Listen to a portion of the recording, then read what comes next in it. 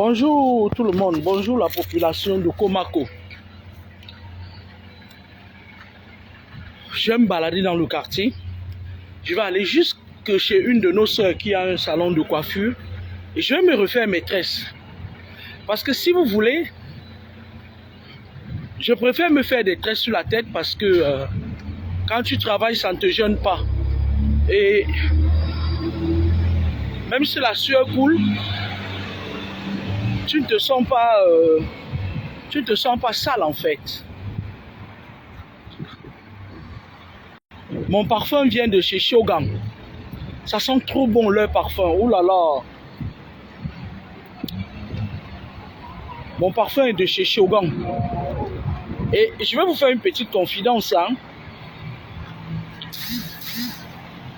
Je suis une amoureuse des bonnes senteurs.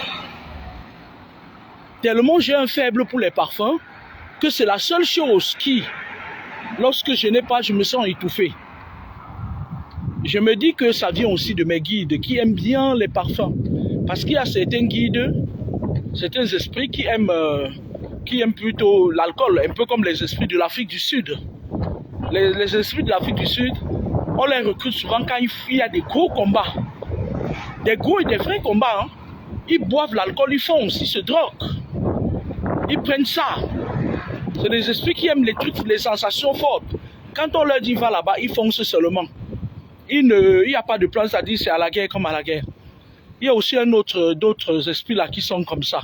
Par contre, les esprits de l'Arabie Saoudite par exemple, ils sont très parfums. Il y a comme ça là les esprits, ils aiment. Il y a d'autres, ils aiment, ils boivent même ceux qui prennent ils boivent même des parfums lorsqu'ils veulent aller faire des interventions. Ils ont beaucoup de catégories, c'est-à-dire qu'ils ont les catégories. Moi je vous avais dit ici que on va plus se cacher parce que le monde d'aujourd'hui, on cache beaucoup de choses aux gens. Et il y a une petite quantité de personnes qui savent la vérité, ils savent comment le monde fonctionne, mais ils ne vous le disent pas. Et lorsqu'une petite fille comme moi, une gamine, puis une petite fille comme moi qu'on a accouchée hier, quand je viens vous dire cette vérité, c'est normal que le monde se lève, les naïfs se lèvent contre moi. Vous entendez avec quoi? Moi je suis d'accord avec ceux qui se lèvent contre moi. Mais je refute ici les fausses informations qu'ils donnent sur ma personne.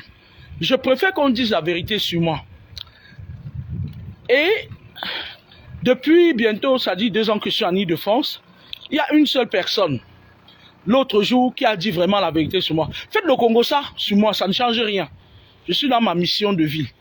On est d'accord, c'est à la guerre comme à la guerre, tous les coups sont permis. Mais lorsque vous mentez sur moi, vous serez frappé d'anathème. Parce que moi, quand je veux dire quelque chose, quand je dis quelque chose sur quelqu'un, même si ça dure 100 ans, ça va éclabousser et la vérité sera là. Vous entendez avec quoi? Je ne dis jamais des choses contrairement à ce que vous croyez pour saboter quelqu'un. Parce que j'ai une expérience très poussée en spiritualité. C'est ma part là-bas. On vit dans un monde où on vous a dit que le blanc est noir, le noir est blanc. Ce n'est pas la vérité. Et bonjour. Ce n'est pas du tout la vérité. On vit dans un monde qui a ses composantes. On vit dans un monde où le spirituel domine à 80%. Et moi, ça me fait rire. Il y a certaines personnes qui font partie de ces gens-là qui ont compris. Ils se lèvent un beau matin et disent qu'ils veulent chasser quelqu'un. Par exemple, prenons l'exemple du vieux père qui est au pouvoir là. Ils disent qu'ils veulent chasser quelqu'un qui contrôle leur vie. Il y a certaines personnes qui, pour les casser, il faut casser le côté spirituel. Quelqu'un qui a des montagnes de totems. Tant que vous ne cassez pas le côté spirituel, vous allez épuiser vos énergies. L'énergie, c'est quoi? L'énergie, c'est ce qui vous fait vivre. C'est ça qu'on appelle énergie. C'est ce qui vous fait vivre. Et si vous n'avez pas de l'énergie vitale, vous mourrez avant la personne que vous combattez.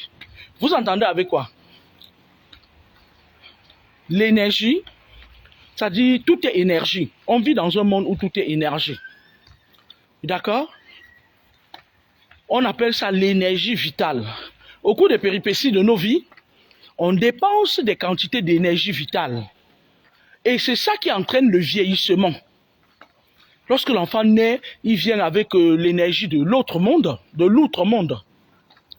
Et quand la mère pousse et qu'il sort de la cave, de la cavité, qu'il sort de la matrice de sa mère, il est frappé par une énergie de notre monde. Il pousse son cri. L'enfant pousse son cri, pourquoi? Parce qu'il est imbibé de cette énergie nouvelle qu'il ne connaissait pas. Il est venu au monde avec son énergie du monde, là où il est venu. C'est-à-dire quand les esprits de créativité, de nativité décident de faire féconder. Même le bas astral, hein, maintenant, ils ont aussi leurs agents là où ils fabriquent aussi leur part. Donc, quand l'enfant vient, il a une autre énergie dans le ventre de sa mère. Vous entendez avec quoi? Maintenant, lorsqu'il sort, il est frappé par cette énergie qui, c'est-à-dire, ça le surprend parce que quand vous marchez dans la rue, je vais vous expliquer ça, et que quelqu'un survient derrière vous et tout, il crie. Ou plutôt, il vous tapote, vous sursauter, vous poussez un cri pour certains qui sont très poltrons. C'est la même énergie, c'est-à-dire l'enfant sort, il vient dans un monde qui n'était pas sien auparavant, et il pousse un cri. Et jusqu'à ses 7 ans, il est rempli de cette énergie de notre monde. C'est pour ça que vous voyez à certains enfants, quand ils naissent, quand il y a quelqu'un de mauvais qui est dans la pièce, il se met à pleurer. Parce qu'il sent une énergie qui est négative. Il est encore partagé entre l'énergie avec laquelle il est venu et l'énergie nouvelle, c'est-à-dire l'énergie qui va l'accompagner jusqu'à sa fin. Le cheminement de la vie. Un être humain a 7 vies et 5 voies. J'ai déjà expliqué ça ici, fatigué. Et donc, le monde spirituel constituant 80% de la constitution du monde, nous, quand je dis nous, ça dit parce que le monde est basé sur 3 astrales. L'astral terrestre, aquatique et céleste. Nous vivons que sur l'astral terrestre. Les esprits vivent dans d'autres astrales. Et même dans notre astral terrestre, il y a des esprits qui vivent parmi nous. C'est pour ça que parfois, lorsque vous êtes contrôlé par un esprit, on peut l'envoyer venir vous suivre tous les jours. C'est-à-dire que vous dormez, il est là. Parfois, il y a d'autres esprits qui habitent votre corps. Et cet esprit joue pour rôle, on les appelle les esprits poursuivants. Ils jouent le rôle de rapporter tout parce que le but, c'est de te tirer vers le bas pour que tu n'accomplisses jamais ta destinée. Il te met en retard, c'est-à-dire que tu es né avec une étoile, tu es un enfant de lumière, tu es un enfant de... On appelle ça quoi? Les âmes affectées. Cet esprit vient camper autour de toi. Il forme une barrière, un cercle. C'est des esprits avec des caches, c'est des esprits, je ne sais pas comment je vais vous expliquer ça.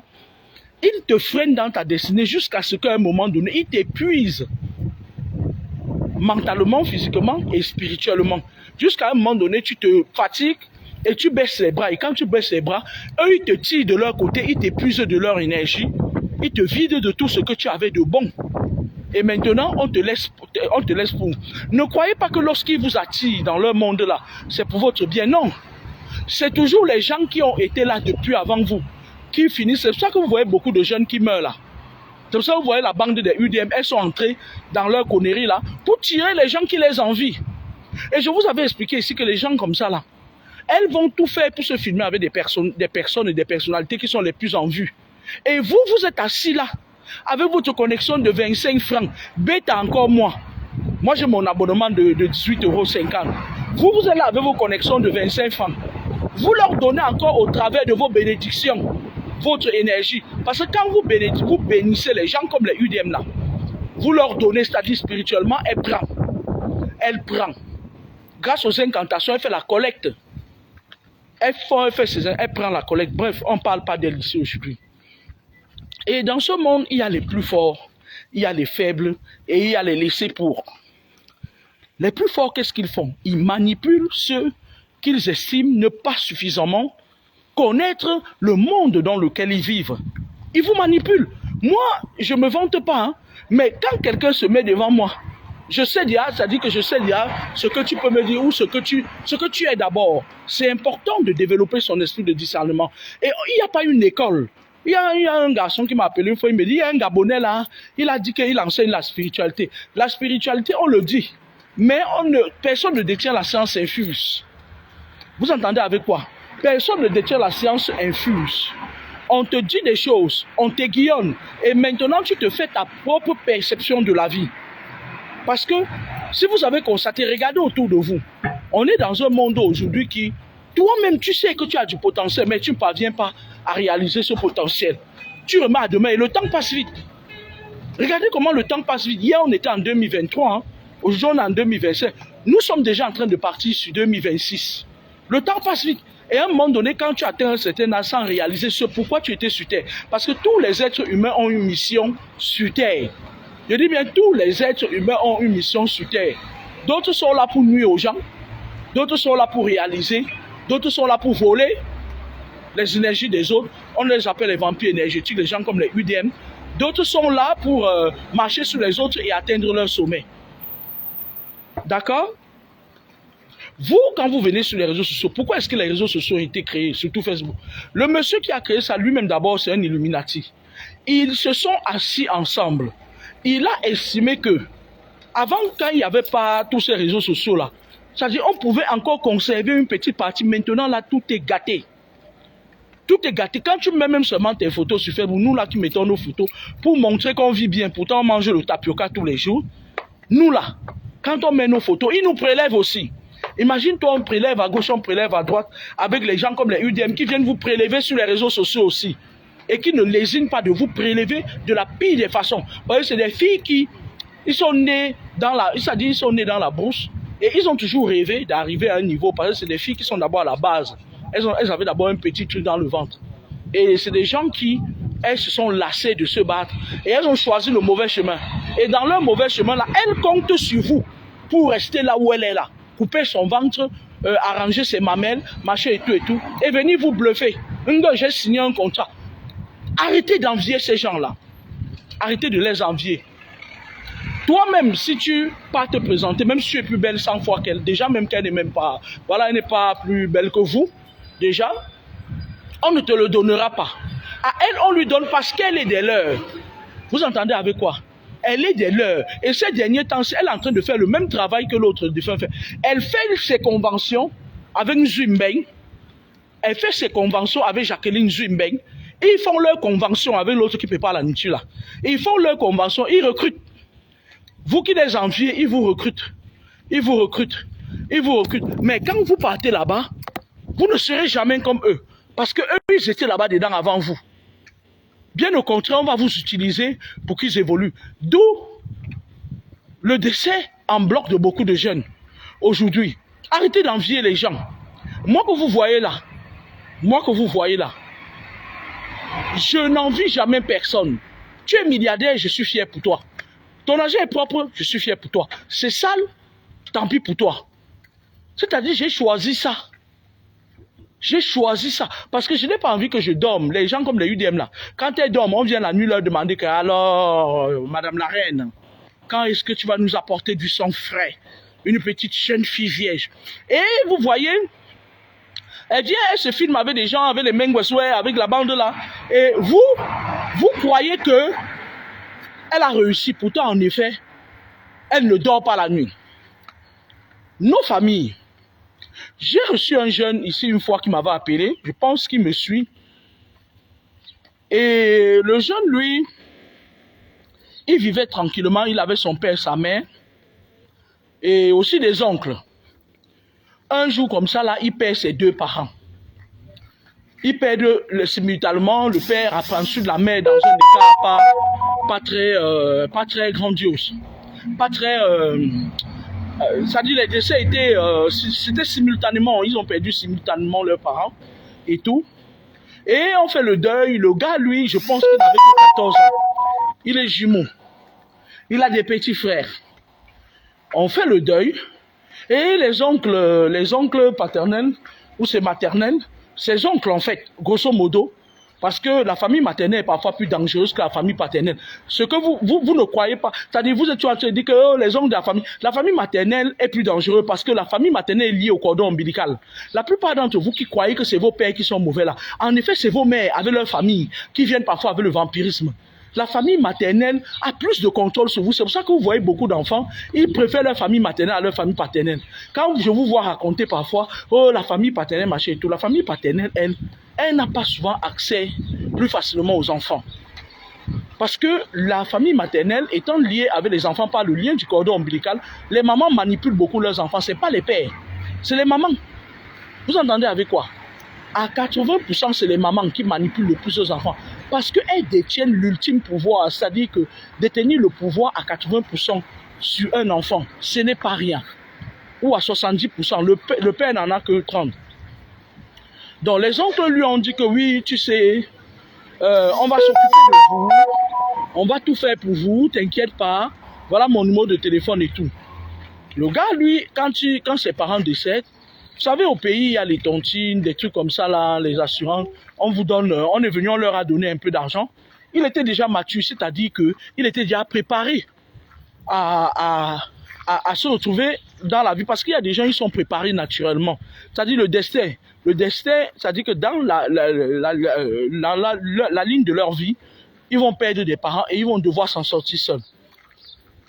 Le gars, ils ont dépensé l'argent, ils préparaient pour ses petits frères, mais surtout, il a dû s'arrêter de fréquenter pour que ses petits frères aillent fréquenter son frère jumeau. Son frère jumeau, quand il n'avait plus d'argent, son frère jumeau a commencé à voler, là-bas à Douala, se balader, voler. La seule chance qu'ils ont eue, c'est que les parents avaient construit leur petite maison en planche. Donc, ils étaient dans leur maison. Ils se sont retrouvés dans un chaos, pas possible. Les voisins, au départ, leur donnaient un peu à manger. À un moment donné, rien n'est éternel. Les enfants contactent leur oncle. Leur oncle se met aux abonnés absents. Il attend d'abord que les enfants soient à bout de souffle pour faire signe. Le garçon, un jour, il quitte, il va voir son oncle dans son lieu de service. Ce que vous racontez est vrai. Il part voir son oncle et tout. Son oncle lui dit, ah oui, j'étais occupé et tout, qu'est-ce qui se passe? Le garçon lui dit, oui, il n'y a plus d'argent de scolarité. Pour payer la scolarité de mes frères, on ne mange plus et tout. On a même coupé l'électricité et tout. L'oncle lui dit, ah, je n'ai pas l'argent sur moi là. Je n'ai pas l'argent sur moi. Reviens tel jour. Le garçon, lui, il quitte, il vient ce jour-là. L'oncle lui dit que bon, tu sais que dans la vie, on ne donne rien pour rien, non? Vous savez, un petit enfant de 14-15 ans, on lui dit on ne donne rien pour rien. Il est surpris. Vous entendez, non? Il est surpris, il se dit que, ben, qu'est-ce que... Voilà, il est même naïf encore. C'est un enfant de 14 ans, 15 ans, c'est un bébé. Son oncle l'amène, son oncle dit, viens m'accompagner. Son oncle l'amène dans une chambre d'hôtel. Il paye la facture. Il lui dit que tu veux que je te donne l'argent. Le garçon dit oui. Il dit, déshabille-toi. Il s'est mis à prendre le garçon par derrière. L'enfant ne savait pas ce qu'il... Quand l'enfant voulait crier, il dit, oui, si tu cries, je te laisse, vous allez mourir de faim.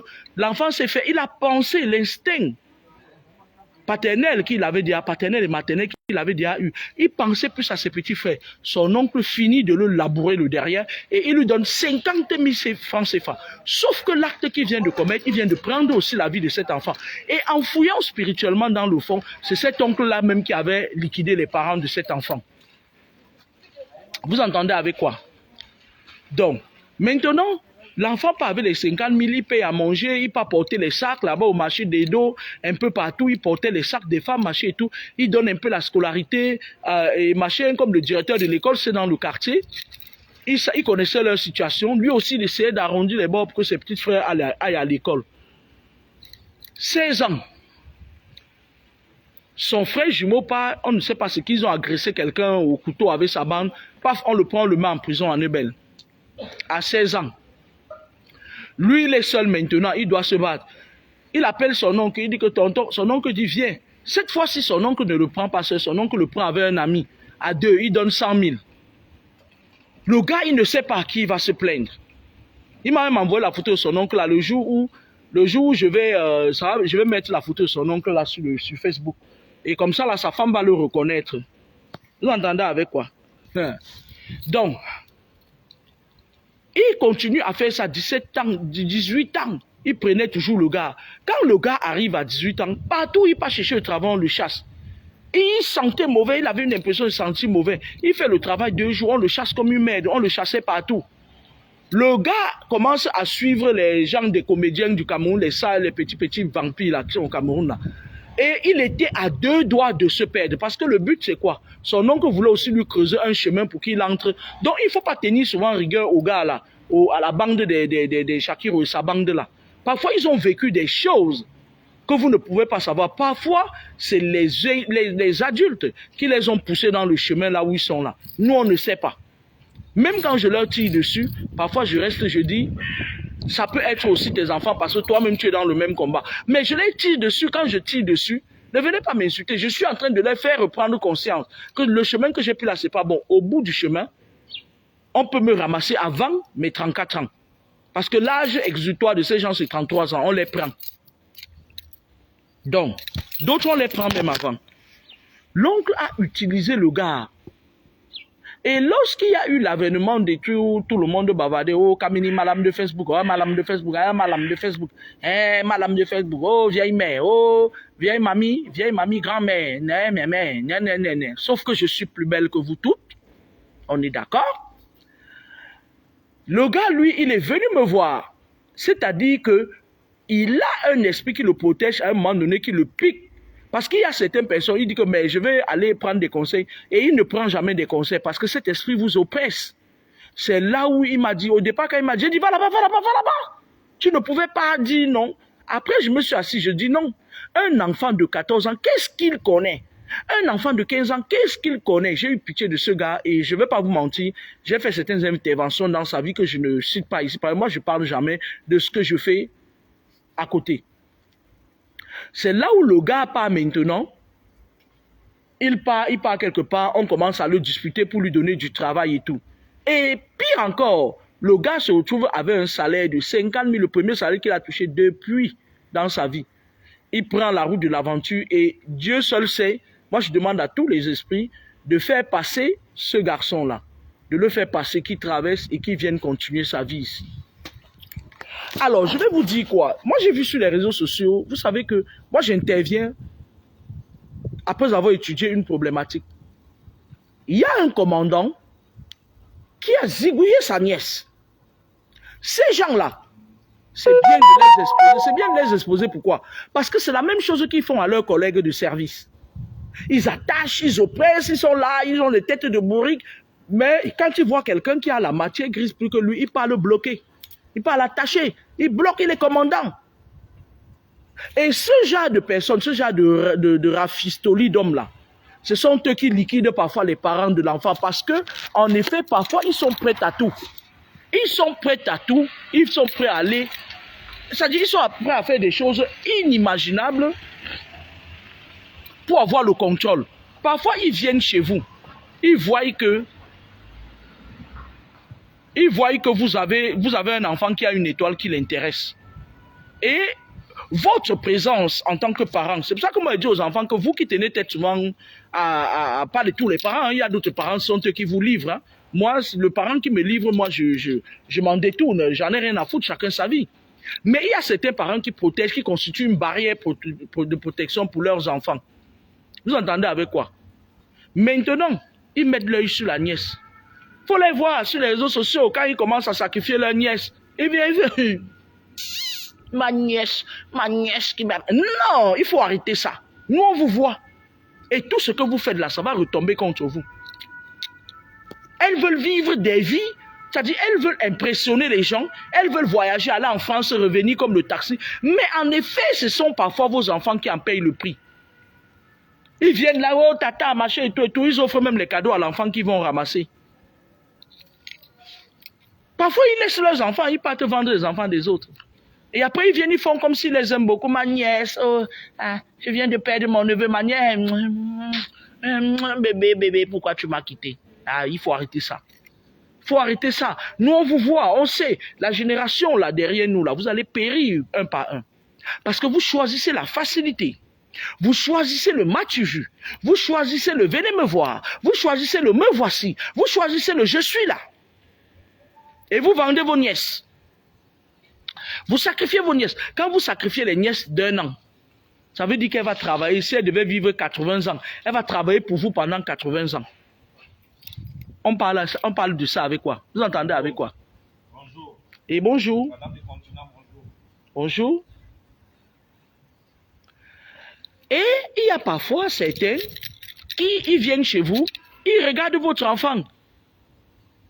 Elle est partie faire ses voyages nocturnes astrales. On lui a dit on veut telle étoile. Parce que chaque étoile a un code. Elle voit ça, votre enfant a ça. Hey!